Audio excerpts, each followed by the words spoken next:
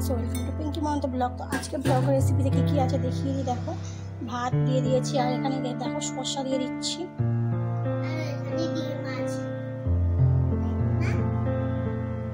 শসা দিয়ে দিচ্ছি, আর এটা দেখো লাল লাল ডিমের ঝোল আছে।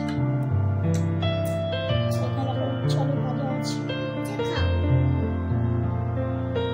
উচ্ছালু ভাজা আছে, এটা হচ্ছে মাছের ডিমের কারি আছে,